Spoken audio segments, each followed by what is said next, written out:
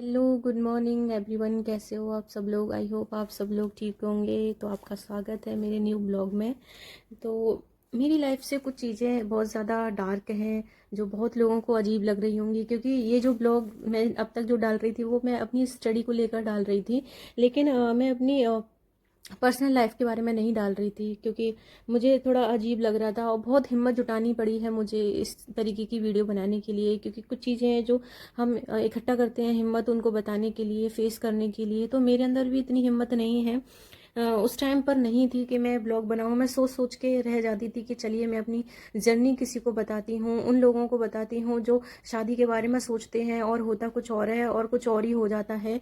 तो वही है जो बहुत सारी हाउस वाइफ की लाइफ में भी ऐसा हुआ होगा कि उन्होंने ये सोच के शादी की होगी कि खुशी खुशी हम रहेंगे और हमारा जो जीवन साथी है वो बहुत ज़्यादा अच्छा होगा और हमारे जो सास ससुर हैं वो माता पिता की तरह होंगे।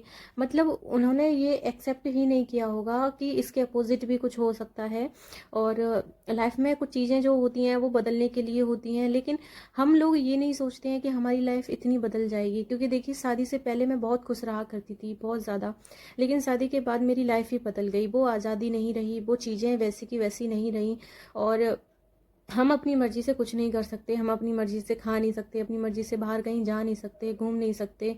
अब सब कुछ पूछ कर ही करना पड़ता है सारी चीज़ों को हमें, क्योंकि कहते हैं ना कि शादी के बाद में सारी जो होती है ससुराल वालों के हाथ में होती है कि वो जो चाहें वो कर सकते हैं। उसी तरीके से मेरी लाइफ में भी ऐसा ही था। और फिर मैं जो हूँ वो अपनी पसंद की हूँ। मैं घर वालों की पसंद से नहीं हूँ। जो वाइफ कहते हैं ना कि बहू है तो ससुराल वालों की पसंद से होनी चाहिए तो बहुत प्यार मिलता है, लेकिन ऐसा नहीं है। मैं अपनी ज़िंदगी में जो है मैंने सब कुछ अपने आप ही किया था। मेरी लव मैरिज हुई थी। लव मैरिज होने के बाद में मैं सबकी आंखों का तारा ना बन के आंखों का कांटा बन गई थी, और आज भी हूँ और पता नहीं कब तक रहूँगी। तो मेरे ससुराल में ऐसा नहीं था कि सब लोगों ने मुझे प्यार दिया होगा, सब लोगों ने तिरस्कार दिया था जब मैं आई थी। और सिर्फ मेरे हस्बैंड और मेरे ससुर ही मेरे साथ थे।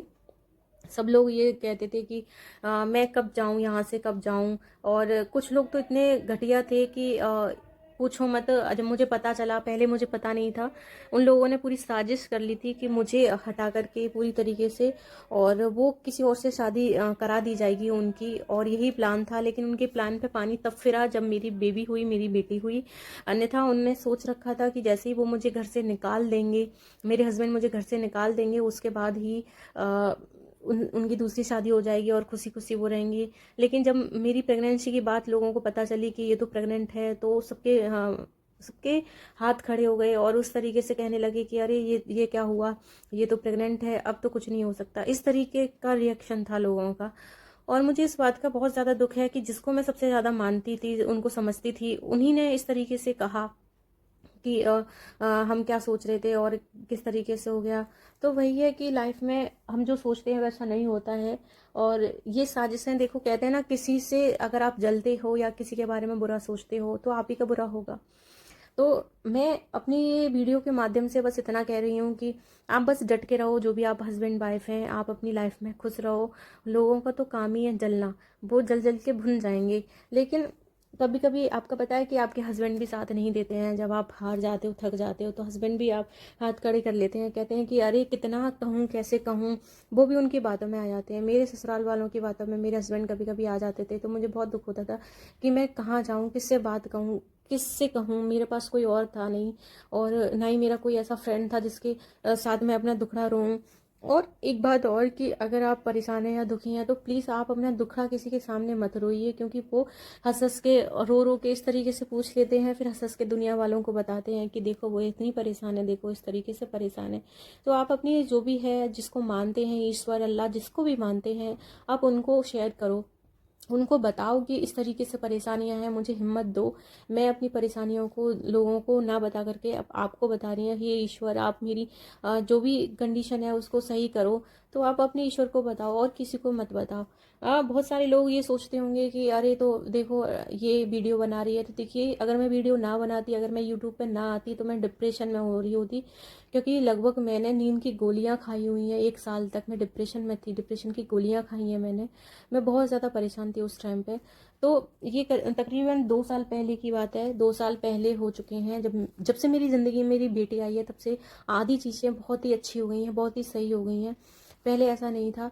हालांकि अभी भी मैं इतनी डिप्रेशन में नहीं हूँ, लेकिन इतनी नहीं हूँ कि मुझे नींद की ज़रूरत, गोली की ज़रूरत पड़े या फिर डिप्रेशन की दवा की ज़रूरत। लेकिन ये है कि मन बहुत उदास होता है जब चीज़ें बहुत ज़्यादा पहले की जो खराब सोच सोच के हम सोच लेते हैं, और या तो ऐसा कोई व्यक्ति हमारे सामने आ जाता है, हमारे घर में रहता है कई दिनों तक, जिससे हम इतनी नफरत करते हो या जो हमें इतना प्यारा ना हो, जिसने हमारा घर टूटने में, मेरे पति से मुझे अलग करने में सारी चीज़ें जद्दोजहद की हूँ, वो व्यक्ति अगर आपके सामने रह रहा हो और आप उसके लिए खाना बना रहे हो, चाय नाश्ता दे रहे हो, तो कैसा लगता है आपको?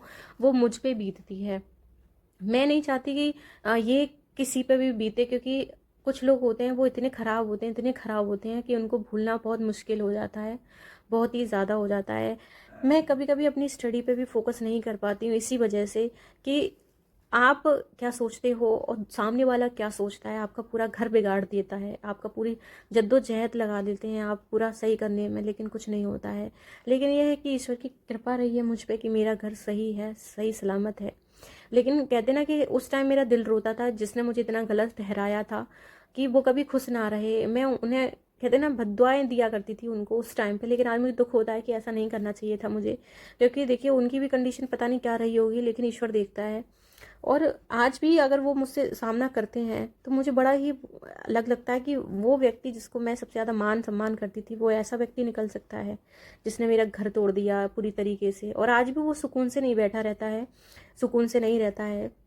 वो आज भी उसी तरीके से लगा रहता है कि हम अलग हो जाएं, हमारा साथ में अच्छा क्यों हो रहा है, हम मैं इतनी खुश कैसे रह सकती हूँ, इस तरीके से वो लगा रहता है, मेरी सारी चीज़ों पे ध्यान देता है।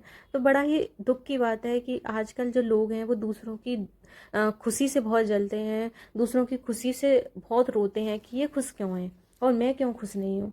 तो देखिए हर किसी के कर्म होते हैं, आप जिस तरीके से कर्म करते हो उसी के हिसाब से होता है। आप गलत करोगे तो गलत ही होगा, आप सही करोगे तो सही होगा। तो बस यही है कि कहते हैं ना कि मेरे पास ऑप्शन नहीं था कि अगर मेरे पति मुझसे दूर भी होते तो मैं कहाँ जाती। अब तो मेरी बेबी भी है, उसको लेके मैं कहाँ जाती, किसको कहाँ छोड़ के जाती, मेरे पास तो कोई रास्ता भी नहीं था। तो मैं तुम्हारे लिए ही आई हूँ और तुम ही अगर मुझे छोड़ दोगे तो मैं कहाँ जाऊँगी। तो उस वक्त मैंने यही शब्द बोले थे अपने हस्बैंड से, वो शब्द मुझे आज भी याद हैं और हमेशा याद रहेंगे कि उस टाइम पे उन्होंने मेरा साथ दिया था और आज तक दे रहे हैं और हमेशा ही देंगे। लेकिन वो लाइफ कभी वापस ना आए, कभी भी।